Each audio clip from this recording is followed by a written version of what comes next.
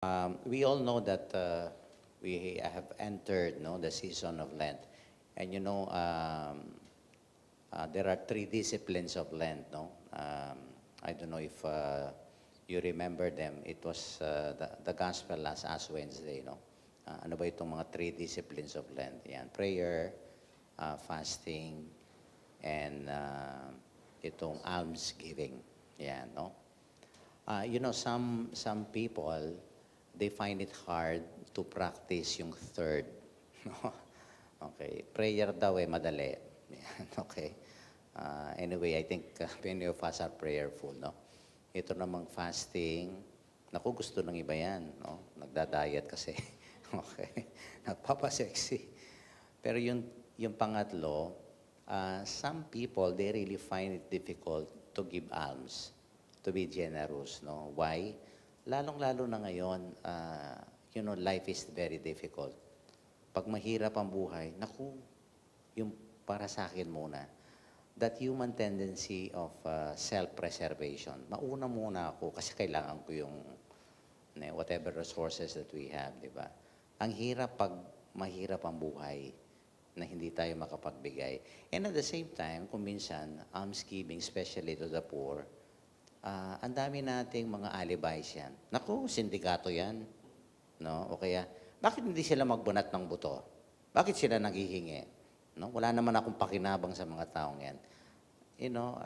Alibis like this, well, they may be true or they may not be true. Okay? But every time we do these disciplines, of course, first and foremost, we do them for God and for other people. But, itong nakakalimutan natin, when we do these disciplines, we grow in holiness. Yan, may epektong maganda sa buhay natin yan. It is for our own holiness, no? When we become selfless, when we become kind and generous to other people. Because these are virtues, that will lead us into heaven. Kaya para sa atin yan, pag ginagawa natin yung mga discipline of Lent, disciplines of Lent. Well, I am zeroing on the third discipline of Lent kasi ito yung makikita natin sa ating mga readings, no? Itong panghingi natin sa Panginoon, di ba? Most of the time, this is the kind of prayer that we offer to God. Hingi ng hingi, yan, penge, no? Ibigay mo ito. No? The prayer of petition, hindi ba?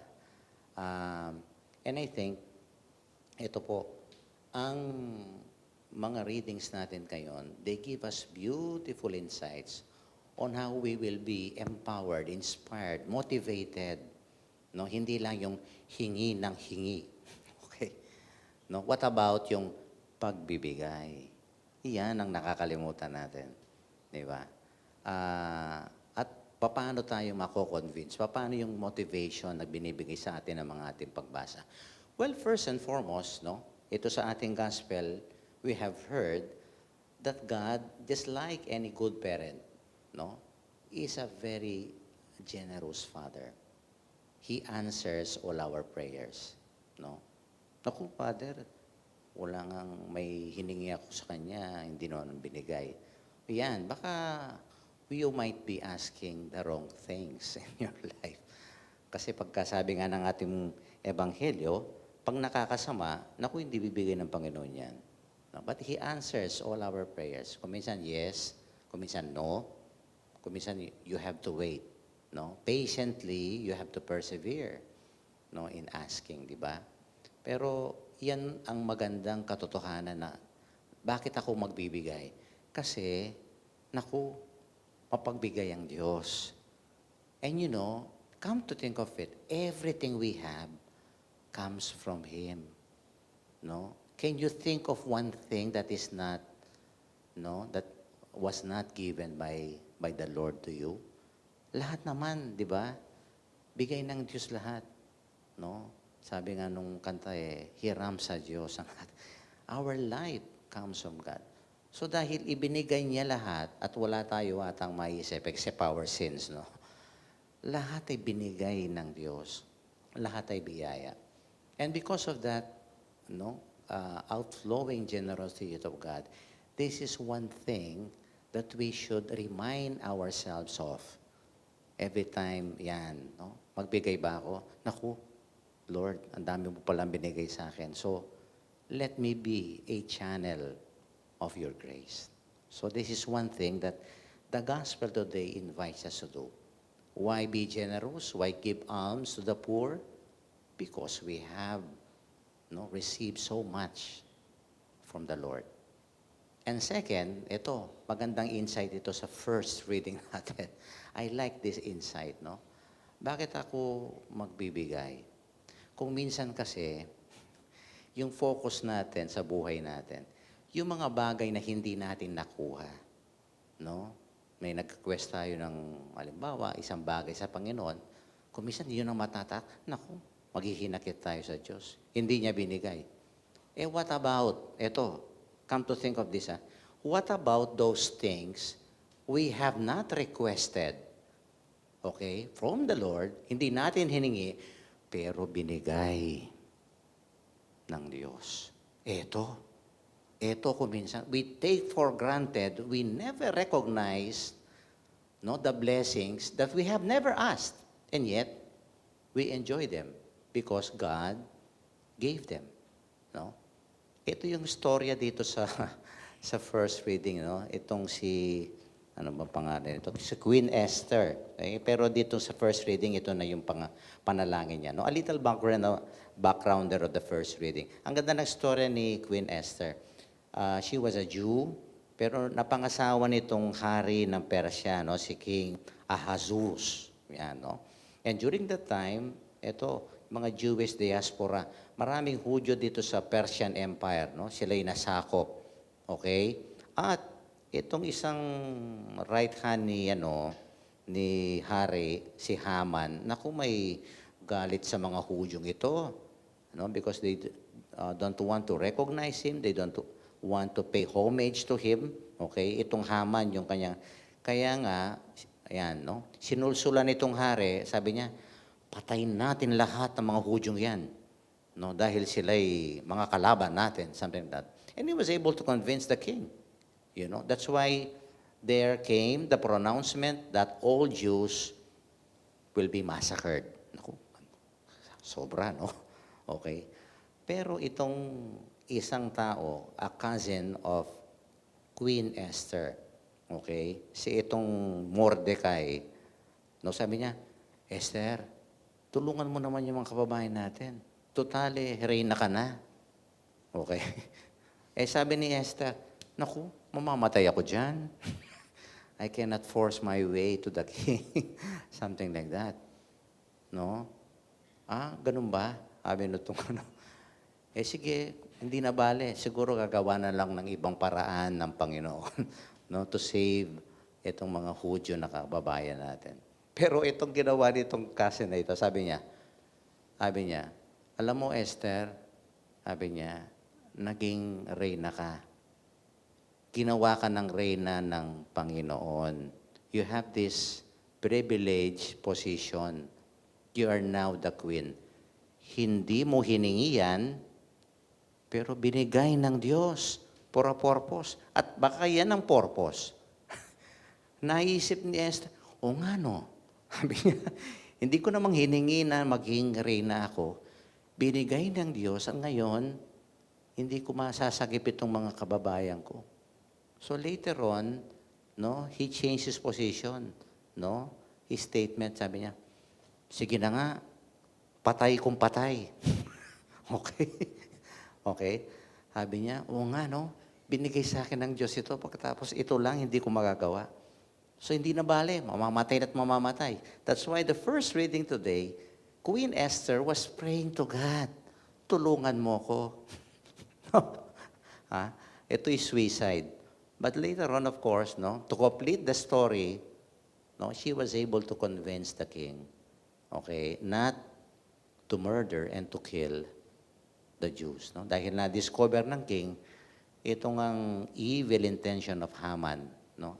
Ang pinapatay niya, itong right hand niya. See? Look at that. Esther realized, naku, binigay ng Diyos sa akin ito, hindi ko naman hiningi. Now, it's about time for me to pay it forward. Diba? Dapat itong isang bagay na ito makapag-convince sa atin. Bakit ako magbibigay? Remember, there are so many things in our life that we did not ask. And yet the Lord gave them for a purpose.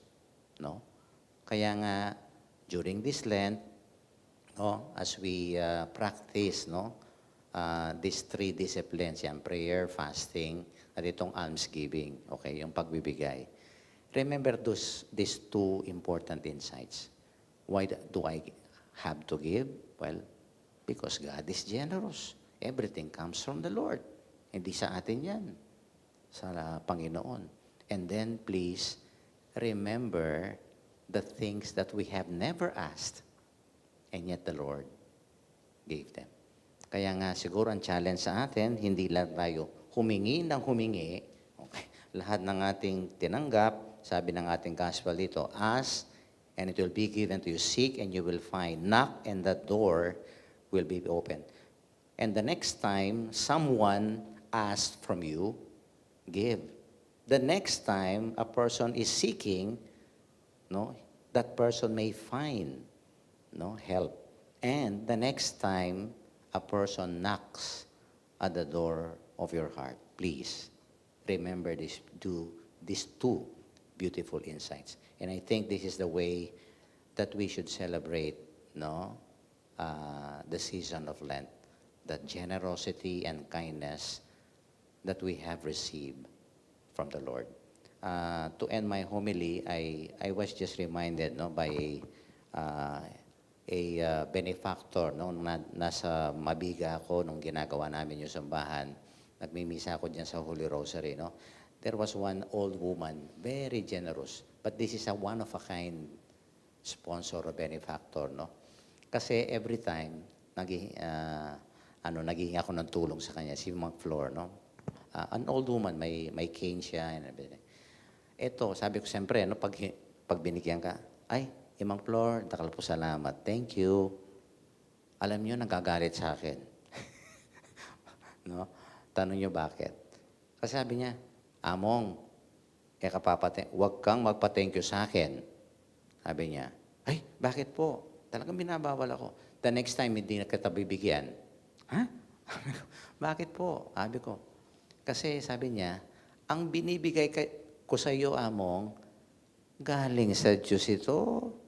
Actually, dapat akong magpa-thank you sa iyo because you are giving me an opportunity, to pay back what the Lord has given me. Sa Kanya ka, sabi niya, magpa-thank you, hindi sa akin. Because I'm just returning what belongs to God. Wow. Yan. Diba? Ganda. Sana ganyan ang ating attitude. Ang ating pagbibigay. We are just returning the favor. We are just paying it forward. May kasabihan dito, and I think we all know this. Sabi niya, the more you give, the more you receive.